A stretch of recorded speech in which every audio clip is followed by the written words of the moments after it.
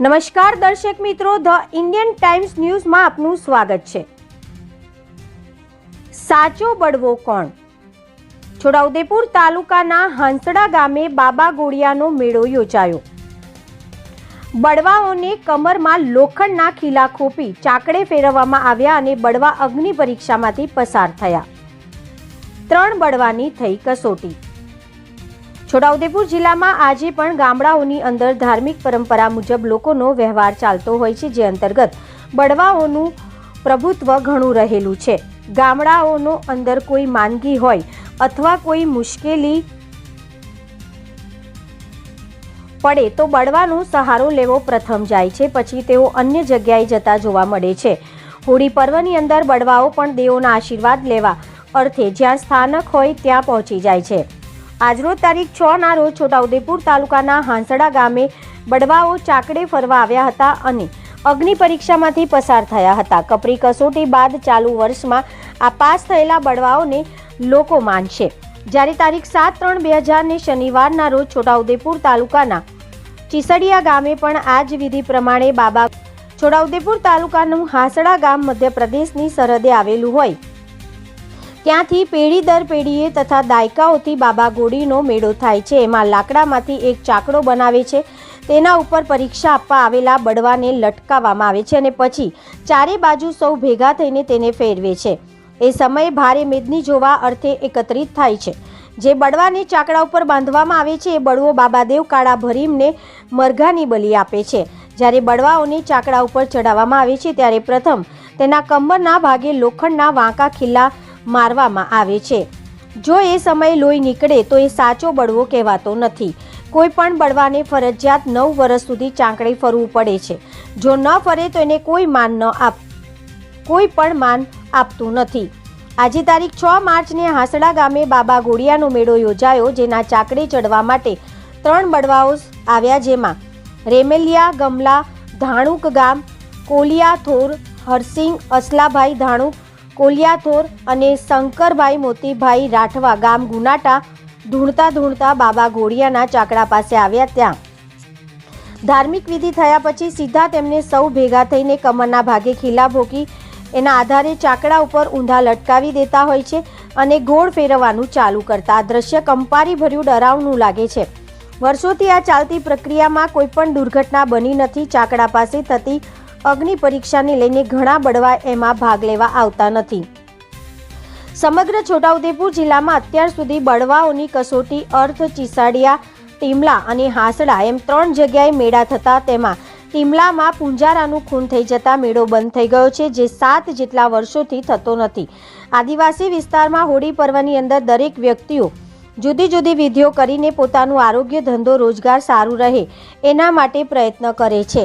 ભલે આપણે 21મી સદીથી વાત કરતા હોય, પરંતુ આજે પણ ગામડાઓની અંદર બળવા ભુવાઓ પોતાનું વર્ચસ્વ અનેરું ધરાવે છે। તેઓ દાણા દોરા મંત્રીને આપે છે, તેનો ઉપયોગ ગ્રામીણ પ્રજા શ્રદ્ધાપૂર્વક કરે છે। ઘણી વખત વહેમના વાદળોની અંદર આના પરિણામ પણ ઊંધા આવે છે। ગામે ગામ બળવાઓ આવેલા હોય છે।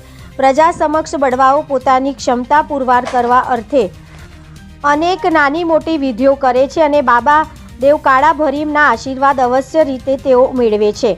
જે બળવાઓ શરૂઆત કામગીરીની કરતા હોય છે તેઓ ચાકડા ઉપર ફરવા આવતા નથી। ગ્રામીણ આદિવાસી વિસ્તારમાં હોળી પર્વ અતિ મહત્વનું સ્થાન ધરાવતું હોય છે અને પારંપરિક રીતે રીત રિવાજો પ્રમાણે પર્વ ઉજવાતો હોય છે। તેમાં ઘણું અચરજ જોવા મળે છે। ભલે આજે સૌ 21મી સદી તરફ પ્રયાણ કરતા હોય અને ફાસ્ટ ફોરવર્ડ અતિ આધુનિક યુગ ચાલતો હોય, પરંતુ આદિવાસી સમાજમાં હજુ પણ ઘણા અંધશ્રદ્ધાના બીજો રોપાયેલા જોવા મળે છે અને તેઓ અનેક બાબતે બળવાઓની સલાહ લેવા જાય છે અને તેઓ કહે તેમ ધાર્મિક વિધિ પણ કરે છે। જ્યારે બળવાઓ પણ વર્ષમાં એકવાર હોળી પર્વમાં પ્રજા સમક્ષ પોતાની પરીક્ષા આપે છે। બળવાઓને ઘોડિયા ફેરના ચાકડે બાંધી અછેટી ઓઢાડી પૂજા સ્થાન પાસે લાવવામાં આવે છે। કમરમાં વાંકા ખીલા ખોપી ઊંધા ચાકડે ફેરવવામાં આવે છે। આ વિધિમાં દરેક બળવાઓએ નિયમ પ્રમાણે 9 વર્ષ જોડાવવું પડે છે। જે બળવો કમરમાં ખીલા નાખવાથી કે ચાકડા ઉપર લટકવાથી ડરે છે તે સાચો કહેવાતો નથી। આ સમગ્ર વિધિ એક અગ્નિ પરીક્ષા સમાન ગણાય છે.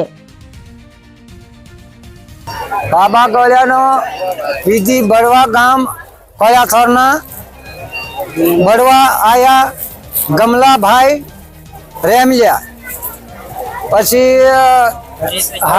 હરસિંગ અછલા, પછી ગુનાટા ગામ કોઈ નામ શંકર મોતી, પછી પૂજારો પાતળિયાભાઈ દુકાળભાઈ, પછી નાળીવાળો રેમેલભાઈ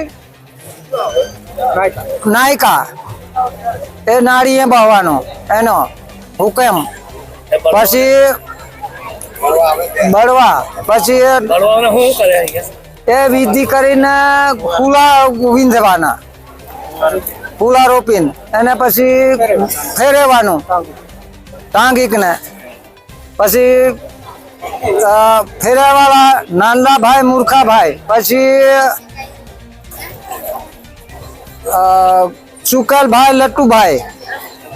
કેટલા ટાઈમ ત્યાં મેળો થાય? આ વર્ષ તો ઘણા વર્ષથી પેઢીની પેઢીથી.